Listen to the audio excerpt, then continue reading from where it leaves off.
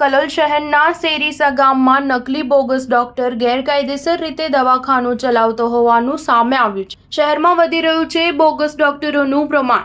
કલોલ શહેરના સેરીસા ગામમાં કોઈપણ જાતની ડિગ્રી વગર બોગસ ડોક્ટર છેલ્લા 5 વર્ષથી દવાખાનું ચલાવી રહ્યો છે। એક જાગૃત નાગરિક દ્વારા સ્ટાર ન્યૂઝ 7ને જાણ કરાતા સ્ટાર ન્યૂઝ 7ની ટીમ રિયાલિટી ચેક કરવા સેરીસા ગામમાં પહોંચી હતી। ત્યારે ડોક્ટર ગેરકાયદેસર રીતે કોઈપણ ડિગ્રી વગર દવાખાનામાં પ્રેક્ટિસ કરતો હોવાનું જાણવા મળ્યું હતું।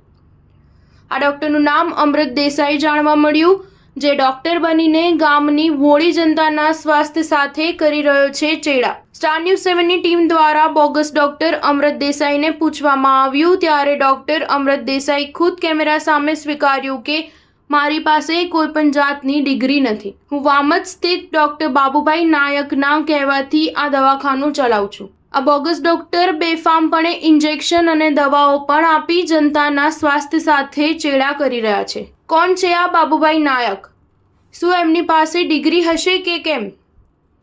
આ સેરીસા ગામના બોગસ ડોક્ટર અમૃતભાઈ દેસાઈને તંત્રનો ડર હોય તેવું લાગતું નથી। આપણો બીએસ નાયક આપણો બેન જોઈન્ટ છે। બીએસ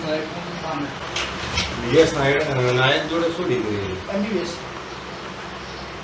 તમારી પાસે કેટલો ટાઈમ જોબ કરતો આપણે પાછી 21 વર્ષ ચાલે। આ કાઉન્ટ દે પછી પેલું વારે આવી ગયું બાબુ વારે હોય જ આવો બરોબર।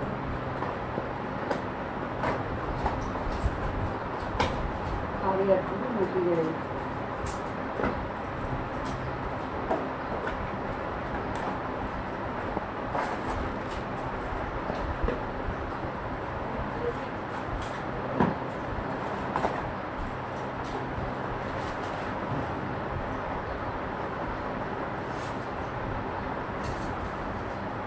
સમજાવી તો દે આપણે દવા કેવી રીતે લેવાની એમ।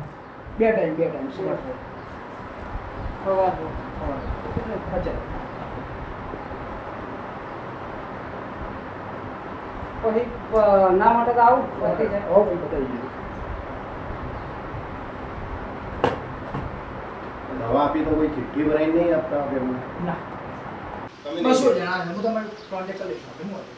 આ બનાવ પરથી તે પ્રશ્ન ઊભો થાય છે કે આવા ડોક્ટરને કોણે અધિકાર આપ્યો છે સામાન્ય લોકોના સ્વાસ્થ્યની સાથે છેડછાડ કરવાનો? શું આ ડોક્ટરોને કાયદાનો કોઈ ભય નથી રહ્યો?